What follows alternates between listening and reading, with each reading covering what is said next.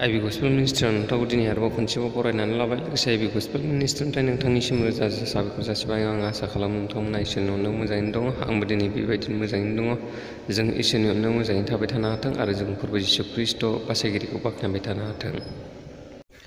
दिनै आङो नोंथांमोननि थाखाय मोनसे गोदान भिडिअ लाबोबावबाय। भिडिअखौ जागायनायनि सिगाङावनो आं आफा इसोर फोरबो जिसु ख्रिस्ट'खौ हामबाय होनो। मानोना जोङो इसोरनि अननायजों गोदान भिडिअखौ आरोबाव लोगो मोनफिनबावबाय। इसोरा अनामोनब्ला जों बबे समाव मा जागौमोन जों रावबो बुंस'नो हाया। बेनिखायनो इसोरा अननायजों जोङो आरोबाव दैदेनजानानै इसोरनि बे आरोबाव गाहाम बाथ्राखौ सोलोंनो मोनबावबाय। जों ख्रिस्टियानफ्रा बयबो मिथिगौ जे जिसु ख्रिस्ट'जों नङाबा थैनायनि उनाव जोंनि जिउमाया सोरगो रायजोआव मोनहैनाय नङा होननानै। जों गोथार बाइबेलाव बेखौ नायोब्ला रोखायै मोननो हायो। बेखौ गोथार बाइबेलाव जननि 14 बालाब 1निफ्रायनो 14 सिरिसिम फरायब्लाथाय जोङो रोखायै मोननो हायो। जिसु ख्रिस्ट'आ जोनोम जानाया दिनैनिफ्राय 2020 बोसोर बारलांबाय। बियो गाव थांना थानाय समावनो बुंलांदोंमोन जे गावनि चेलाफोरनि सिगाङाव आंजों नङाब्ला रावबो बिफानि रायजोआव सौहैनो हाया होननानै।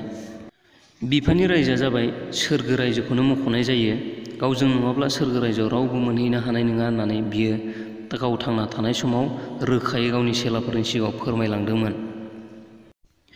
बिनिखायनो सोरगो रायजोआव थांनाय लामाखौ जों साफ्रोमबो ख्रिस्टियानफोरा बाइबेलनि गेजेरजों रोखायै मोननो हादों आरो मिथिनो हादों। अब्ला बेवहाय मोनसे सोंलु सिखांथावथाव दङ जे जिसु ख्रिस्ट'नि सिगांनि आजौ आजैफ्रा अब्ला सोरगो रायजोआव थांनो मोनाखै नामा? मानोना बिसोरो जिसु ख्रिस्ट'खौ लोगो मोनाखै, बेनिखायनो निस्सय बिसोरो सोरगो रायजोआव थांनो मोनाखै नामा? बेयो जोंनि थाखाय मोनसे जोबोद गिदिर सोंथि।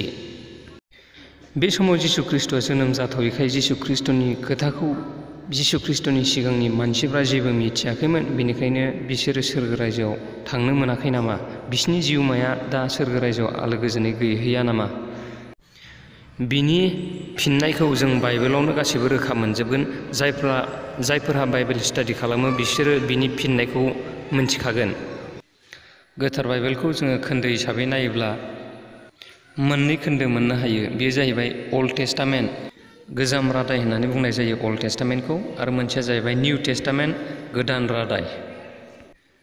गोजाम रादाया जाहैबाय जिसु ख्रिस्ट'नि सिगाङावनि हिस्ट्रिफोर, आरो गोदान रादायाव जाहैबाय जिसु ख्रिस्ट'नि समावनि हिस्ट्रिफोर।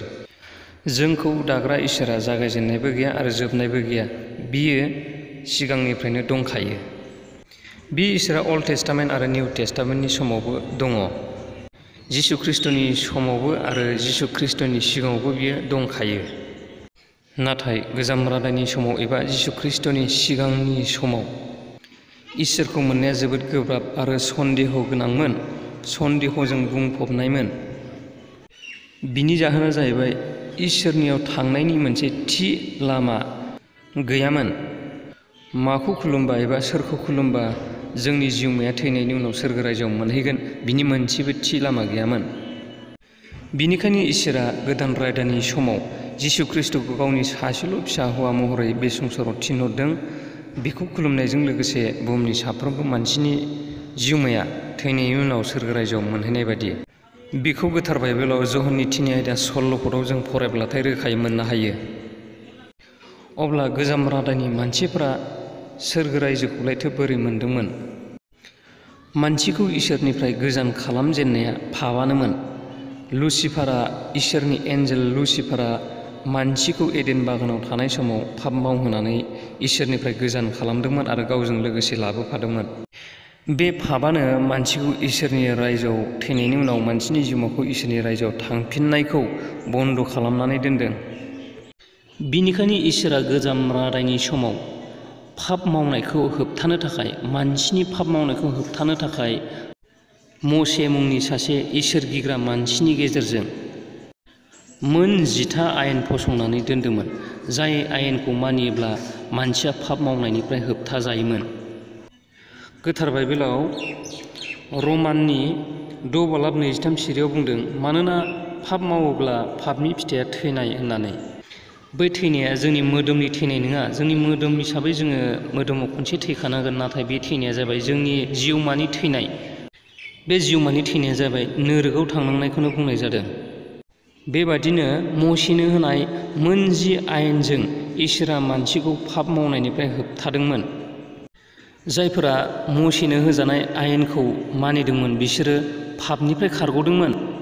बे आयेनखौ मानिनानै सोलिनाय समाव इसोरा आयेन मानिग्रा मानसिफोरनि सायाव गोजोनदोंमोन। बे आयेनखौ आं नोंथांमोननो दिनै होनाय नङा। नेक्स्ट भिडिअ'आव नोंथांमोननो बाइबेलनिफ्राय फरायथिनानै होगोन। बे आयेनखौ मानिनानै जायफोर सुबुंफोरा गोथार गोसोजों इसोरखौ खुलुमो आरो इसोरखौ मानियोमोन, नाथाय इसोर खुलुमनाया जाहैबाय दानि बादि मुर्ति खुलुमनाय बायदि खुलुमनायखौ बुङाखै। डाइरेक्टलि इसोर होननानै गाबज्रिनानै इसोरखौ इसोरनियाव ध्यान खालामनाय। बेबायदिजों इसोरखौ गोजोन होनो हादोंमोन। आरो जेब्ला इसोरा गोजोनो अब्ला मानसिनि सायाव इसोरा अनखांदोंमोन। जेब्ला मानसिखौ इसोरा अनखाङो अब्लासो मानसिनि पापा मुक्त जायो एबा खेमा जायो। बै समाव बेबायदिनो मोनजि मसिनो होनाय आयेनखौ मानिनायजों लोगोसे जायफोर बिथांमोना सैथोयै जिबन बारग'हरदोंमोन एबा सैथोयै जिबन जापन खुंलांदोंमोन, बिथांमोना थैनायनि उनाव बिथांमोननि जिउमाया सोरगो रायजोआव मोनहैदोंमोन। जेरै एग्जाम्पोल हिसाबै सानैसो मानसिनि मुं मुंख'नो हायो, जेरै लाजार, आब्राहाम आरो मख'थावना बाइबेलाव गोबां मानसिफोरनि मुं मुंख'नो हाबावो। बेबादिनो सोरबा आजौ आजैफोरा मसिनि आयेनखौ मानिनायजों लोगोसे धोरोमिया सैथो जिबन जापन खुंलांदोंमोनब्ला बिथांमोना थारैनो सोरगो रायजोनि पाराडाइसआव दंहैयो होननानै जोङो बुजिनानै लानो हायो। मानोना जों बाइबेलखौ नायब्ला मिथियो जे थैनायनि उनाव मानसिनि जिउमाया पाराडाइसआव मोनहैयो। जिसु ख्रिस्ट'नि सिगांनि समाव पापखौ मसिनि आयेनजों इसोरा होबथादोंमोन आरो जिउमानि बासायजानायखौ गावो डाइरेक्टलि अनखांनायनि गेजेरजोंसो होदोंमोन। मसिनि आयेनखौ मानियोब्लाबो बिनि सायाव जुदि इसोरा अनखाङाब्ला आदम हबाजों जाबोनाय एबा आदम हबा मावनाय जेनेटिक पापआ खेमा जाया। बिनिखायनो इसोरा मसिनो लागै होनाय आयेनखौ जायफ्रा मानिदों लोगोसेयै सैथोथा धोरोमिया जिबन जापन खुंदों बिसोरखौ इसोरा अनखांदों आरो बिसोरनि पापआ खेमाहा होजादोंमोन एबा निमाहा होजादोंमोन। बेबादियै थैनायनि उनाव बिसोरनि जिउमाया सोरगो रायजो मोनहैनो हादोंमोन। नाथाय दायो गोदान रदायाव जिसु ख्रिस्ट'खौ फोथायनायनि गेजेरजोंल' बिफानि रायजोआव एबा सोरगो रायजोआव मोनहैनो हायो। बिनि जाहोना जाहैबाय जे मसिनो होनाय आयेन 10था आयेन, बे 10था आयेनखौ मानसिया मानिनानै सोलिनाया जोबोद गोब्राबथारमोन आरो आदम हबा मावनाय जेनेटिक पापखौ सुस्रांनो थाखाय मोनसे थि लामा गैयामोन। बिनिखायनो गोदान रादायाव जिसु ख्रिस्ट'खौ गावनि सासेल' सारिजानाय फिसा हौवा महरै सुबुं माहारिनो दान हरदों। बेखौ फोथायनानै इसोरनि फिसा हौवा होननानै फोथायनानै बेप्तिस्मा लायोब्ला आदम हबानिफ्राय फैनाय जेनेटिक पापआ सुस्रा जायो। बेबायदिनो सोरगो रायजोनि थाखाय नोंथाङा थांना थानाय समाव क्वालिफाइ जानानै थानो हायो। जिसु ख्रिस्ट'खौ बाइबेलाव आयेननि जोबनाय होननानै बुंनाय जादों।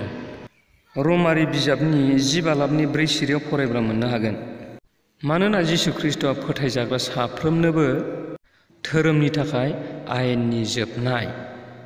दायो गोदान रादायनि समाव जिसु ख्रिस्ट'जोंसो जोंनि जिउमाया सोरगो रायजोआव मोनहैनो हायो। नोंथाङा फोथायोब्ला नोंथांनि जिउमानि थाखाय जिसु ख्रिस्ट'नियावल' बासायजानायनि लामा दङ आरो बेखौ बिफा इसोरा जिसु ख्रिस्ट'नि गेजेरजोंल' होदों। जों बाइबेलाव नायब्लाथाय रोखायै मोननो हायो। नाथाय फोथायैया नोंथांनि बाथ्रा, जोङो फर्स खालामनानै फोथायहोनो हाया। जों साफ्रोमनिबो सायाव इसोरा बोर होफ्लायथोंसै। दिनै बेखिनियावनो दोनथ'बाय। नेक्स्ट भिडिअ'आव लोगो मोनफिनगोन। आमेन।